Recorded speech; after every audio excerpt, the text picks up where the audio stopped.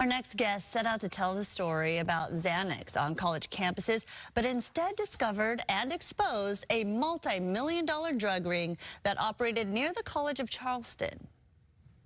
Author of Among the Bros, journalist Max Marshall joins us now.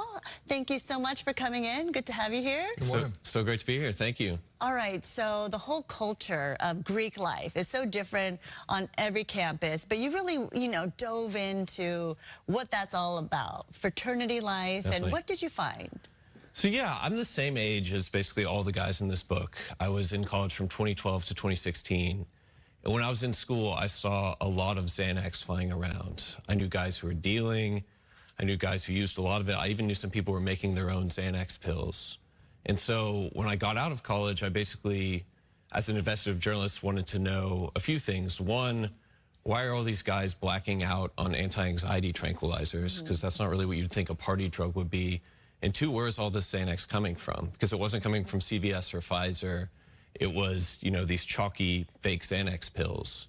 And I found this drug ring at the College of Charleston that made millions of Xanax pills using the dark web. They had their own pill presses, and then they used the fraternity system to basically, use pledges, and they're shipping these pills out all over the U.S. And this ring kind of grew and grew, more and more money, more and more pills, more and more fraternities involved. And then on the first Friday of spring break 2016, a student was found murdered, surrounded by all these fake pills. And then the DEA and the FBI and, law enforcement got involved. Students started wearing wires on each other, and everything sort of unraveled. But that's what brought me into this story. And one of the things you talk about, too, is the fact that for some students across the country, when they do make the choice to join a fraternity, it's a badge of honor and prestige. Absolutely. So, yeah, over 75% of all dollars given to universities come from Greek life alumni. So that tells you kind of how much wealth is in this system. And yeah, I think people sort of underestimate just how much of sort of America's elite comes from the fraternity world. And talk about that world. It is so scary as a mom. My kids are very little, but I feel like not wanting them to go into that society, sororities and fraternities because of that image. I know it helps with the social networking, but it sounds very scary. It is scary. And, I think one common misconception is that the worst thing that happens in fraternities is hazing. And some of that stuff can be bad. It kills about 1 student per year in the U.S., but many, many more students die every year in the fraternity system of either drug overdoses or accidents involving alcohol, whether that's alcohol poisoning, falling off a roof, car accident.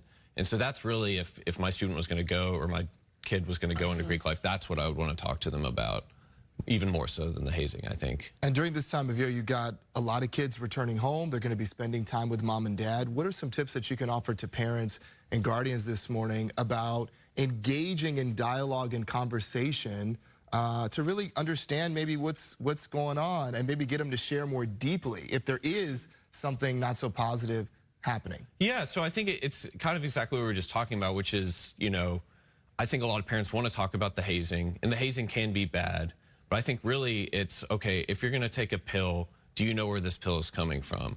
If you're going to be drinking, are you hydrating? If your friend passes out, are you going to be the one who steps in and calls the EMT?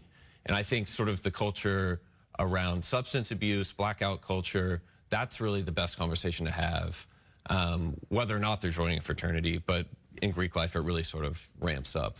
It's incredible, blackout culture, that it is such a thing, It is, It's so scary. It is. And wow, things have changed, certainly, over time. Definitely. So thank you so much for highlighting this. It's so important for everyone to see and to talk about. So to check out his book, go get Among the Bros, a fraternity crime story, wherever you can get books. Out right now.